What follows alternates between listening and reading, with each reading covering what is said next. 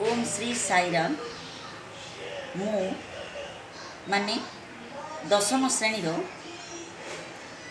साहित्य शिक्षयित्री सुश्री सुरेश त्रिपाठी तुम मानक ओडिया बा एफएलओ क्लास को स्वागत जनाऊँगी। वर्तमान आम पृथ्वी रे कोरोना नामक महामारी व्यापी। यही कोरोना नामक महामारी रे समस्ते आतंकित हो रही। भारतवासी, पृथ्वीवासी, ओडिशावासी, गंजामवासी समस्ते यही रोग पाई किपरि यही रोगर निराकरण हेब से व्याकुलित होई आतंक भाव में रही। यही रोग कौन कले न व्यापिब से आम भारत सरकार लॉकडाउन व्यवस्था कर। लॉकडाउन हवा फल तुम मानकर शिक्षादान में व्याघात घटुची। तेणु आम सरकार ऑनलाइन रे पाठ पढ़ाइबा व्यवस्था कर। आज मु तुमको ऑनलाइन रे आमर ओडिया पाठ पढ़ाइबा जाऊँगी। मु भावुची यही ऑनलाइन रे पढ़ाइबा द्वारा तुम किछिटा उपकृत हेब। हाँ पिला माने तुम जानिछ आमर ए वर्ष दशम श्रेणी साहित्य सिंधु बहिर केतोटी पाठ परिवर्तन होईछि। तुम मानकु निश्चित भाव में नुआ बही किणवा पड़ो। तुम माने जानिछ आमर प्रथम कविता जोटा कि सारला दासंकर मान गोविंद महानता पूर्व मु पढ़ौली से पाठटा बदली। वर्तमान ता परिवर्ते भीमंक सिंहनाद रड़ी नामक नूतन पद्य गोटे परिवर्तित होईछि। आमर गद्य विभाग रे सेमिति किछि परिवर्तन हेइनि। आउ गल्प काठ नामक नूतन गल्प गोटे होईछि।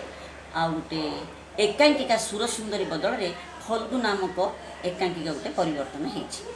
केवल आम साहित्य सिंधुर एक गोटे पद्य गोटे गल्प आउ गोटे एकांकिका ही परिवर्तन होईछि। मु वर्तमान मो पाखरे नुआ बही नाही, तेणु मु प्रथम पद्यटी तुमको पढ़ी पारुनी। मु द्वितीय पद्यटी पढ़ाइबा आज चाहूँगी। जितेबले मु नुआ बही पाइबी तुमको प्रथम कविताटी निश्चय पढ़ेदेवी। अच्छा, आमे वर्तमान आमर साहित्य बही रे थिबा पद्य विभागर द्वितीय पद्यटा पढ़ाइबा जाऊँगी, जोटा कि श्री भगवान रामचंद्र को स्मरण करी आमर एई वर्षर शिक्षा वर्ष चलित शिक्षा वर्षर शिक्षा आरंभ करिबा।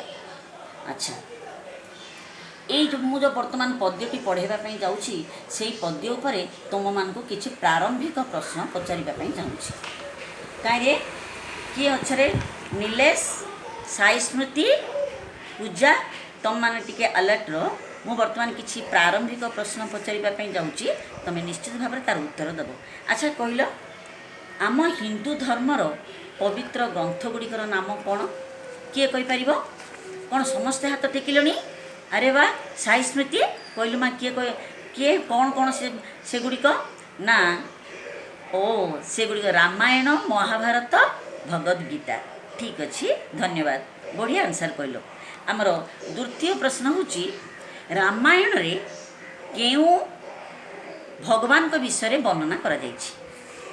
कहीं रे नीलेश तू कहलु बापा रामचंद्र के विषय रे। अच्छा ठीक अच्छे, धन्यवाद। मोर तृतीय प्रश्न होची साई स्मृति कहब ये प्रश्न उत्तर। साई स्मृति कहलु माँ ये रामायण रामचंद्र काहींकी लंका यात्रा मुकुल करथिले?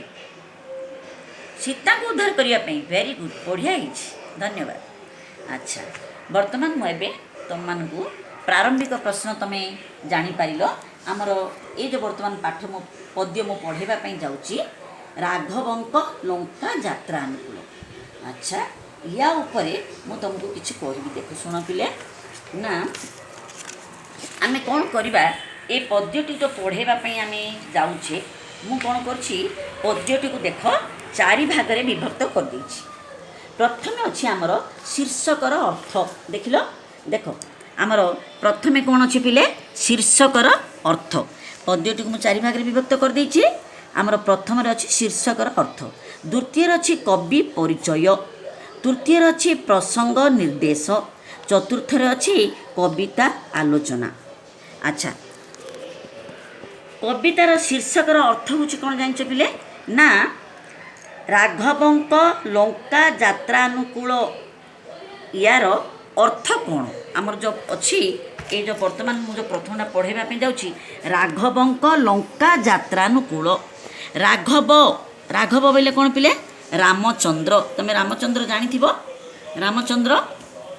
ରାମଚନ୍ଦ୍ରଙ୍କର ଫଟୋ ତୁମେ ନିଶ୍ଚୟ ଦେଖିଥିବ। ରାମଚନ୍ଦ୍ରଙ୍କ ଫଟୋଟା ଟିକେ ଦେଖିଦିଅ। ରାମଚନ୍ଦ୍ର ଆଉ ସୀତା, ଇଏ ହେଉଛନ୍ତି ରାମଚନ୍ଦ୍ର ଆଉ ସୀତା। ହେଲେ ରାଘବ ବୋଲି କିଏ ପିଲେ? ଏଥର ତୁମମାନେ କ'ଣ ଜାଣିପାରିଲ? ଶ୍ରୀରାମଚନ୍ଦ୍ର। ଗୁଡ୍। ଆଚ୍ଛା, ଲଙ୍କା ମାନେ ରାବଣର ରାଜ୍ୟ।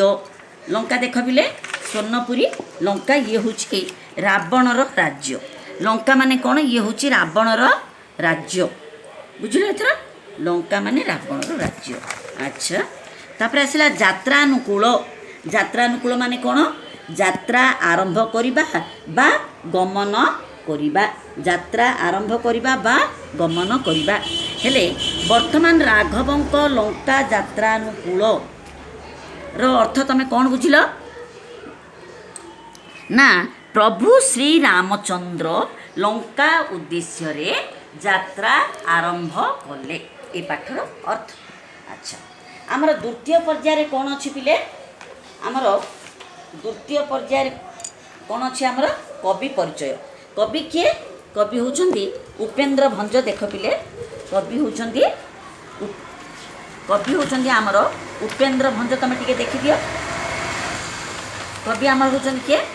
ଦେଖ ପିଲେ, କବି ହେଉଛନ୍ତି ଉପେନ୍ଦ୍ର ଭଞ୍ଜ। କବି ଉପେନ୍ଦ୍ର ଭଞ୍ଜଙ୍କୁ ଦେଖିଲ? ଆଚ୍ଛା, କବି ପରିଚୟ। କବି ଉପେନ୍ଦ୍ର ଭଞ୍ଜଙ୍କ ବିଷୟରେ ଆମେ ସଂକ୍ଷିପ୍ତ ପରିଚୟ ପାଇବା। ଶୁଣ ଟିକେ।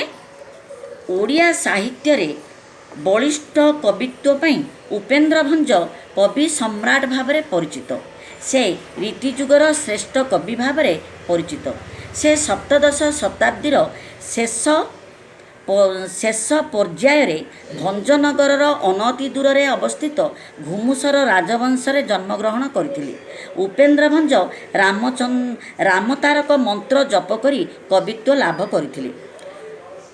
କୋଟି ବ୍ରହ୍ମାଣ୍ଡ ସୁନ୍ଦରୀ, ଲାବଣ୍ୟବତୀ, ବୈଦେହୀଶ ବିଳାସ, ରସିକ ହାରାବଳୀ, ପ୍ରେମ ସୁଧାନିଧି, ସୁଭଦ୍ରା ପରିଣୟ ଇତ୍ୟାଦି ତାଙ୍କର ଶ୍ରେଷ୍ଠ କାବ୍ୟ।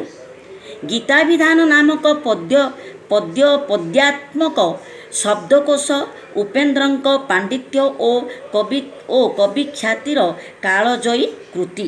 ତାଙ୍କ ରଚିତ ଚଉତିଶା ଓଡ଼ିଆ ଗୀତି କବିତା ଧାରାରେ ଖୁବ୍ ପରିଚିତ। ଇଏ ଥିଲା ପିଲେ ଆମର କବି ପରିଚୟ। ଆଚ୍ଛା, ଆମର ତୃତୀୟ ପର୍ଯ୍ୟାୟଟା ବର୍ତ୍ତମାନ ଆମେ